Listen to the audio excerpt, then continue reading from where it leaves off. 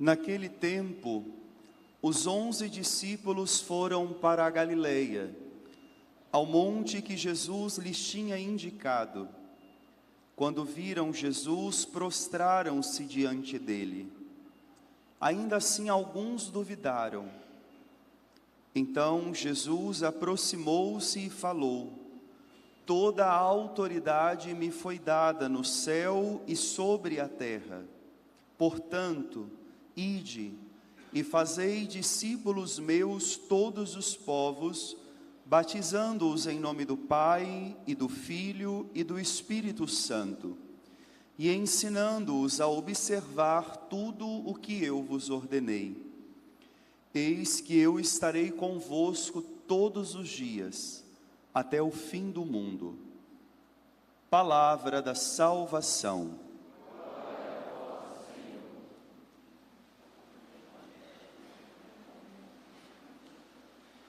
Meus irmãos e minhas irmãs, a Igreja, nossa mãe, celebra neste domingo a solenidade da Santíssima Trindade. Esta solenidade, ela foi inserida no calendário litúrgico por volta do século XIV. A Igreja primitiva não tinha uma liturgia própria para celebrar a Trindade. Isso era algo que os primeiros cristãos tinham com muita clareza, até porque ouviram isso dos lábios de Jesus várias vezes, Jesus fazendo referência à Santíssima Trindade. Esse termo Trindade, os primeiros cristãos não conheciam. Quem trouxe esse termo para a liturgia foi na era patrística Tertuliano, um santo padre. Ao olhar o mistério da Trindade, busca num conceito filosófico este nome Trindade, então para se referir a esta realidade de um Deus em pessoas três. Um único Deus, da mesma natureza, da mesma substância, a mesma consubstancialidade, mas pessoas distintas. A pessoa do Pai é diferente da pessoa do Filho. A pessoa do Filho é diferente da pessoa do Espírito Santo, mas são de igual natureza, igual divindade, igual poder, igual glória. Não se difere na sua essência, apenas na pessoa, porque na pessoa está a missão que cada um deles realiza. Hoje a Igreja insere para nós essa liturgia, para que a gente tenha clareza. Como é? Esse como é não é legal, porque não tem como falar como é Deus, mas para que a gente compreenda como é esta realidade de um único Deus, como nós ouvimos na primeira leitura, não há outro Deus, um único Deus, mas um Deus que é comunidade, que faz comunhão de pessoas diversas. Aqui está. Mas o que une isso? Como é que pode isso? Esta unidade onipotente se dá no amor. E essa liturgia, ela quer dizer para nós que se nós somos filhos de Deus, se viemos dele, a nossa realidade tem que ser também comunidade. Não existe nada solitário, não existe nada sozinho. Deus se manifesta na comunidade. É ali que Deus manifesta a sua glória. Agora, uma comunidade que não é feita de pessoas iguais. Às vezes a gente tem uma tendência ideológica de discursos igualitários. Somos iguais na dignidade, isso ninguém discute. Mas eu não sou igual a você. Ah, porque tem que ser igual. Não pode nem falar, porque senão amanhã já tem que ir para a delegacia. Não, não é igual, você é diferente. Se você olhar a tua mão, teus dedos da mão, eles não são iguais. É diferente. O problema é que a gente tem um preconceito com o diferente, como se não fosse bom. Não, é bom exatamente porque é diferente. Aqui está a beleza, a capacidade de acolher o diferente. Por isso a comunidade, ela tem que ser aberta. Enquanto eu estiver aqui, vocês vão me ouvir falar isso. Não pode ter comunidade fechada. Comunidade não pode ter grupinhos, porque ela tem que ser imagem da Trindade. E a Trindade é aberta, ela é comunhão, ela é amor. A comunidade é verdadeira quando ela está sempre disposta a acolher o outro. O outro, que não sou eu, é outro. A gente fala outro por quê? Porque é diferente de mim. Agora a gente tem uma tendência, porque é o outro. Você viu? Viu o quê? Não vi. O que você está vendo que eu não estou vendo? O outro tem que ser acolhido, ele tem que ser amado. Os primeiros cristãos eram identificados por força da comunhão. Eles olhavam e diziam: vejam como eles se amam. O que será que falam quando olham para nós? Quando vê nossos grupinhos, o que será que falam? Olha como a comunidade Nossa Senhora do Perpétuo Socorro, olha como essa paróquia se ama. Já estão ouvindo falar isso de nós? Já estão ouvindo falar isso da nossa comunidade paroquial? Não? Então nós temos que converter. Porque tem que falar isso de nós. Eles precisam olhar em nós e ver que a nossa força, a nossa capacidade está no amor. E o que é o amor? É a capacidade de se comprometer com o outro, que é totalmente diferente de mim. Padre, mas esse trem é difícil. É dificílimo. Por isso Jesus diz: sem mim nada podeis fazer. Por isso, quando Jesus aparece aos discípulos, eles estão cumprindo a obediência, porque lá em Jerusalém, quando ele aparece ressuscitado, ele diz aos apóstolos, para Maria Madalena, a apóstola, Maria Madalena, fala para eles, que eles se precipitem, que eles se adiantem a Galileia, e lá eles me verão. São Mateus não fala do encontro de Jesus com o ressuscitado em Jerusalém, ele leva para a Galileia. O que São Mateus está ensinando para a comunidade dele? Que o caminho com Cristo tem que ser um constante voltar à Galileia. Se você não fizer um constante voltar à Galileia, você não vê a Deus. Mas o que significa isso, padre? Voltar à Galileia? A Galileia é o lugar onde tudo começou. Foi lá na Galileia, às margens do mar da Galileia. Jesus olhou e disse: vem e segue-me. E imediatamente eles deixaram e seguiram Jesus. A experiência do primeiro amor. Foi lá onde tudo começou, dizendo para nós que se nós não tivermos a capacidade de voltar lá onde tudo começou, nós não daremos conta de sermos discípulos missionários.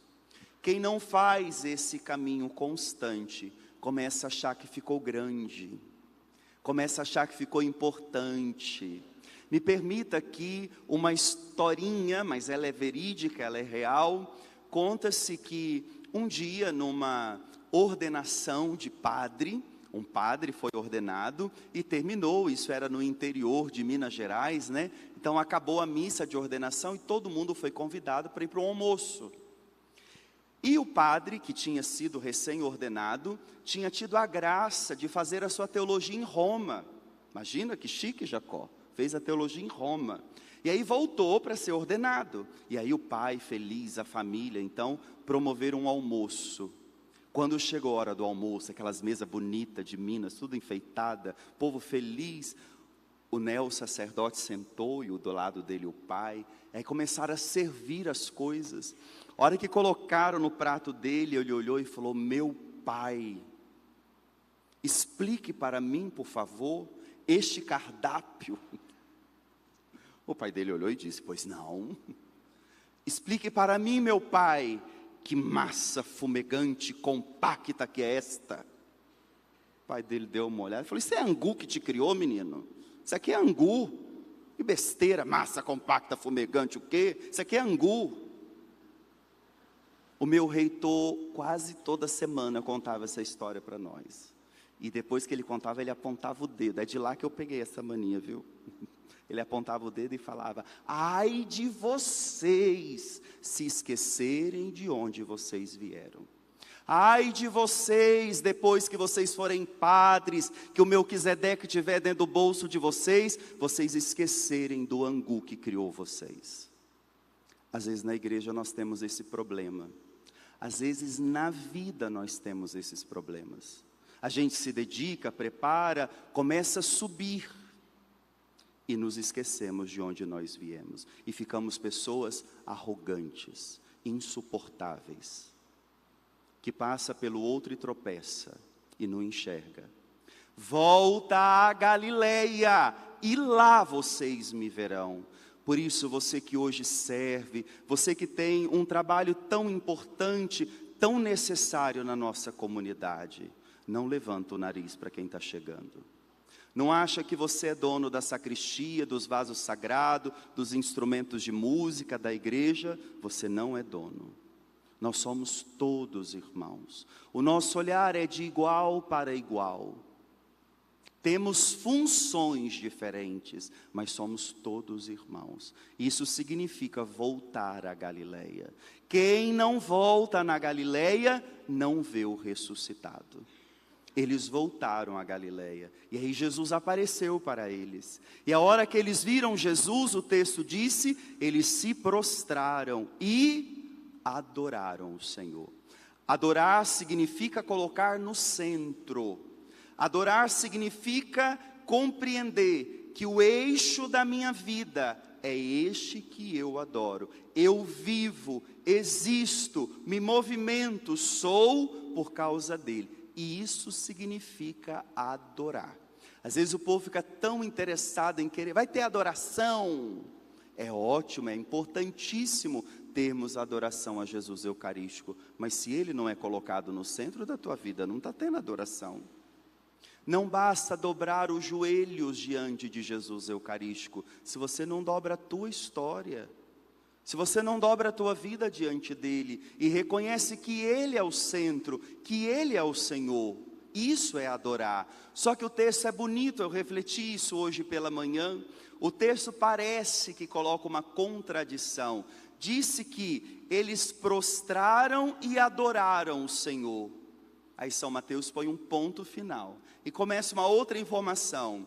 Alguns ainda duvidavam no coração. Mas como é que pode adorar e duvidar? São Mateus não está falando de uma dúvida do que estão vendo. São Mateus não está falando de uma dúvida no sentido, será que é Jesus mesmo? Não, eles sabem que é Jesus, tanto que eles estão prostrados. A dúvida é o que o encontro com Jesus está propondo para eles. A dúvida é, mas se colocarmos o Senhor como centro da nossa vida, nós não seremos decepcionados? Se eu colocar o Senhor como centro da minha vida, a minha vida vai dar certo? Essa é a dúvida deles. Porque não nos esqueçamos, gente. Primeira coisa, é importante ler a informação. O texto de hoje começou dizendo que os foram para a Galileia. Quem? Os? Pega o folheto, vai, eu vou deixar hoje. Eu estou bonzinho nas últimas semanas, dá até gosto de ver. Pega o folheto. Início do Evangelho. Como é que começou? Como é que é? Senti uma palavra diferente aí, hein? Os 11.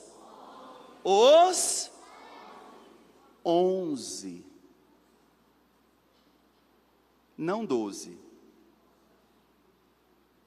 Imagina como está essa comunidade. Primeiro, o chefe deles faz dias que eles viram ser estraçalhado na cruz. Eles viram, humanamente falando, o Império Romano e as autoridades judaicas vencerem o mestre deles. E se não bastasse isso, um irmão deles, que conviveu com eles 3 anos, noite e dia, tinha acabado com a sua própria vida. Agora aparece Jesus glorioso. Não tem como você não duvidar. Não tem como não levantar questionamentos. Não tem como você não sentir um medo. E isso eu acho magnífico. Porque a fé não é uma coisa abstrata. A fé tem que entrar na minha carne, na minha história.